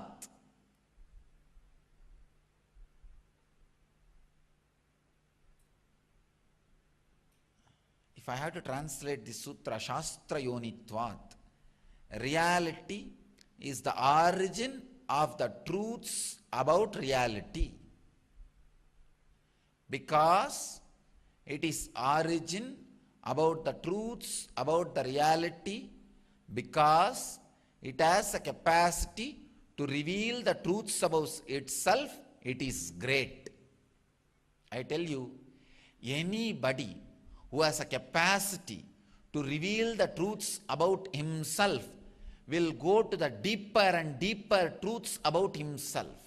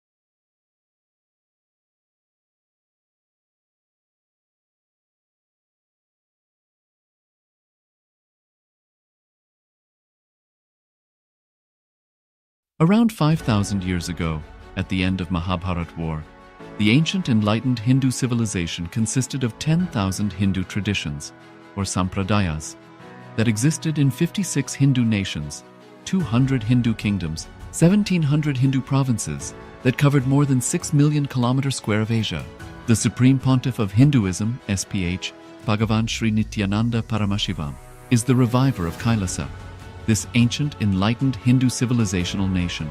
Kailasa is an unbroken cultural, religious, historical, civilizational, and sovereign continuation and revival of multiple of these historical Hindu sovereign states and Hindu ecclesiastical entities. The unbroken continuity of these ancient Hindu nations through Kailasa results in the legal recognition of Kailasa as per the international customary law, particularly the doctrine of continuity. The international law, the doctrine of continuity, implies that upheavals and revolutions within a country, changes in government, territorial adjustments, measures taken during military occupation, or other internal transformations do not negate the existence of the country, do not affect the legal personality and international obligations of the country or state. The Vienna Convention on Succession of States in respect of treaties, 1978, addresses these principles of the doctrine of continuity as it outlines international law during situation of state succession or continuation. International law recognizes a state's legal personality by recognizing its identity.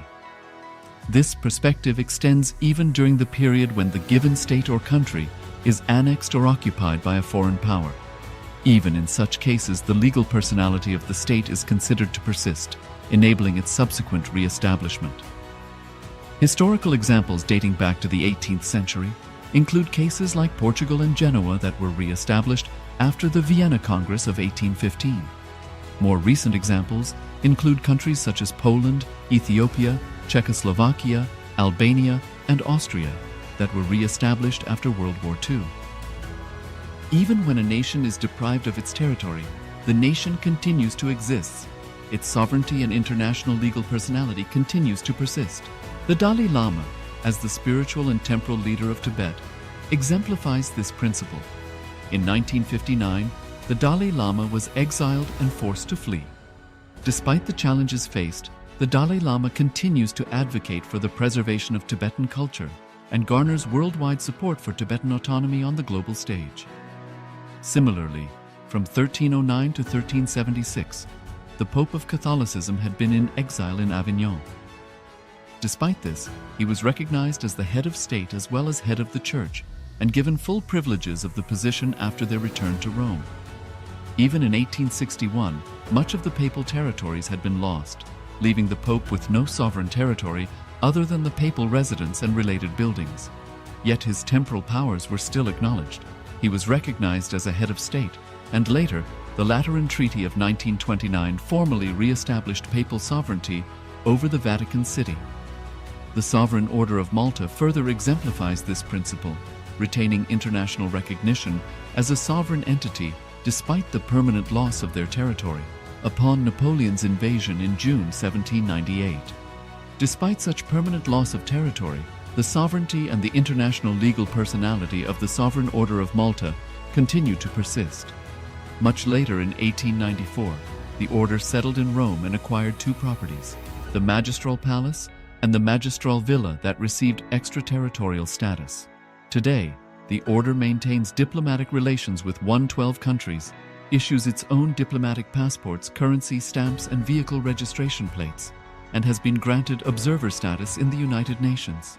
All these examples of state re-establishment illustrate the principle of continuity of states, as per international law, that a state's legal personality persists over time.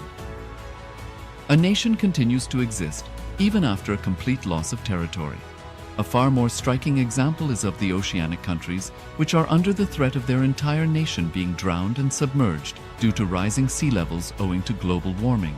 In response to such existential threat of climate change, Pacific Island nations, including Tuvalu, have enacted constitutional amendments and made international declarations affirming that their nation and their sovereign rights will continue to persist, despite their entire territory being lost to the sea. This proactive stance is highlighted in the Constitution of Tuvalu Act 2023, and the Pacific Islands Forum Declaration of 2021. The Supreme Pontiff of Hinduism, Bhagavan Sri Nithyananda Paramashivoham, through the line of succession is the present 203rd Emperor of the Hindu Sovereign Kingdom of Surangi Samrajya. He was crowned on the 31st of December 2004 at the age of 26. Thus, by very same principles of the doctrine of continuity, through which the international legal personality of Portugal, Genoa, Poland, Ethiopia, Czechoslovakia, Albania, Austria, Vatican, Tibet, Sovereign Order of Malta, and several other nations has been recognized despite having undergone a period of exile, annexation, occupation by a foreign power, or despite loss of territory.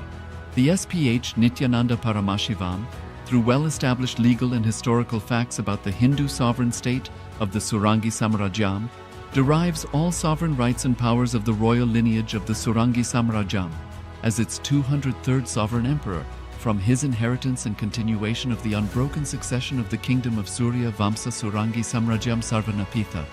Surya Vamsa Surangi Samrajyam, through unification with 20 other sovereign Hindu states and sovereign ecclesiastical, historical entities, became part of the United States of Kailasa, which thus became a sovereign, independent juridical state, with the SPH Nithyananda Paramashivoham as the sovereign.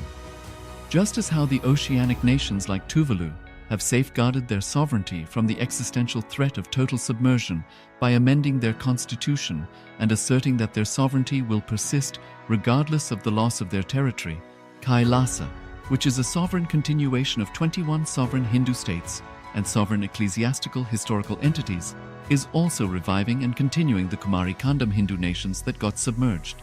As per the doctrine of continuity, these facts imply that the Kailasa's statehood is recognized by international law and manifests as a natural outcome of well-established historical legal facts. Share your time, talent, and treasure. Become part of Kailasa. Sign up as an eCitizen https://kailasa.ecitizen.info. Around 5,000 years ago, at the end of Mahabharat War, the ancient enlightened Hindu civilization consisted of 10,000 Hindu traditions, or sampradayas, that existed in 56 Hindu nations, 200 Hindu kingdoms, 1,700 Hindu provinces that covered more than 6 million kilometers square of Asia. The Supreme Pontiff of Hinduism, SPH, Bhagavan Sri Nithyananda Paramashivoham, is the reviver of Kailasa, this ancient enlightened Hindu civilizational nation. Kailasa is an unbroken cultural, religious, historical, civilizational, and sovereign continuation and revival of multiple of these historical Hindu sovereign states and Hindu ecclesiastical entities. The unbroken continuity of these ancient Hindu nations through Kailasa results in the legal recognition of Kailasa as per the international customary law, particularly the doctrine of continuity. The international law, the doctrine of continuity, implies that upheavals and revolutions within a country, changes in government, territorial adjustments, measures taken during military occupation, or other internal transformations do not negate the existence of the country, do not affect the legal personality and international obligations of the country or state. The Vienna Convention on Succession of States in respect of treaties, 1978, addresses these principles of the doctrine of continuity as it outlines international law during situation of state succession or continuation. International law recognizes a state's legal personality by recognizing its identity. This perspective extends even during the period when the given state or country is annexed or occupied by a foreign power. Even in such cases, the legal personality of the state is considered to persist, enabling its subsequent re-establishment. Historical examples dating back to the 18th century include cases like Portugal and Genoa that were re-established after the Vienna Congress of 1815. More recent examples include countries such as Poland, Ethiopia, Czechoslovakia, Albania, and Austria that were re-established after World War II. Even when a nation is deprived of its territory, the nation continues to exist. Its sovereignty and international legal personality continues to persist. The Dalai Lama, as the spiritual and temporal leader of Tibet, exemplifies this principle. In 1959, the Dalai Lama was exiled and forced to flee. Despite the challenges faced, the Dalai Lama continues to advocate for the preservation of Tibetan culture and garners worldwide support for Tibetan autonomy on the global stage. Similarly, from 1309 to 1376, the Pope of Catholicism had been in exile in Avignon. Despite this, he was recognized as the head of state as well as head of the Church, and given full privileges of the position after their return to Rome. Even in 1861, much of the papal territories had been lost, leaving the Pope with no sovereign territory other than the papal residence and related buildings. Yet his temporal powers were still acknowledged. He was recognized as a head of state, and later, the Lateran Treaty of 1929 formally re-established papal sovereignty over the Vatican City.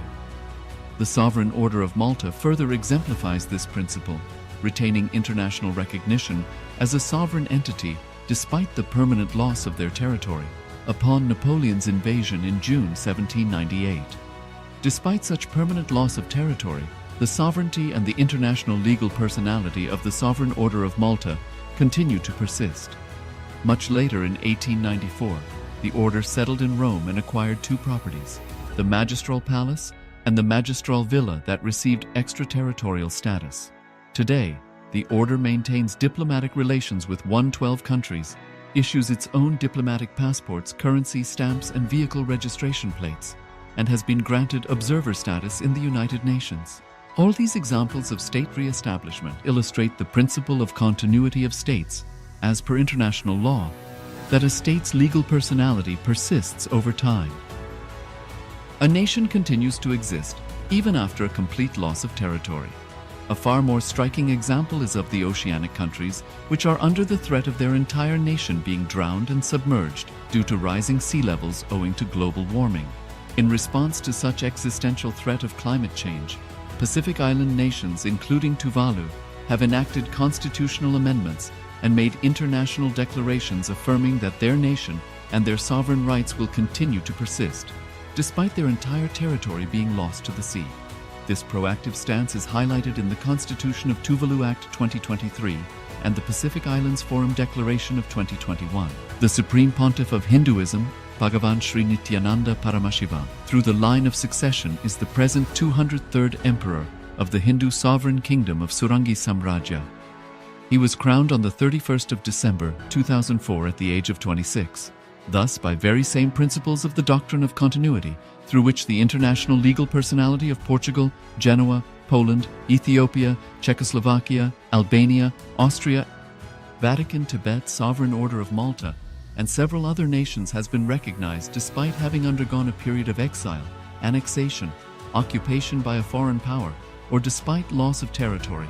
The SPH Nithyananda Paramashivoham, through well-established legal and historical facts about the Hindu sovereign state of the Surangi Samrajyam, derives all sovereign rights and powers of the royal lineage of the Surangi Samrajyam as its 203rd sovereign emperor, from his inheritance and continuation of the unbroken succession of the kingdom of Surya Vamsa Surangi Samrajyam Sarvanapitha. Surya Vamsa Surangi Samrajyam, through unification with 20 other sovereign Hindu states and sovereign ecclesiastical, historical entities, became part of the United States of Kailasa, which thus became a sovereign, independent juridical state, with the SPH Nithyananda Paramashivoham as the sovereign. Just as how the oceanic nations like Tuvalu have safeguarded their sovereignty from the existential threat of total submersion by amending their constitution and asserting that their sovereignty will persist regardless of the loss of their territory, Kailasa, which is a sovereign continuation of 21 sovereign Hindu states and sovereign ecclesiastical historical entities, is also reviving and continuing the Kumari Kandam Hindu nations that got submerged. As per the doctrine of continuity, these facts imply that the Kailasa's statehood is recognized by international law and manifests as a natural outcome of well-established historical legal facts.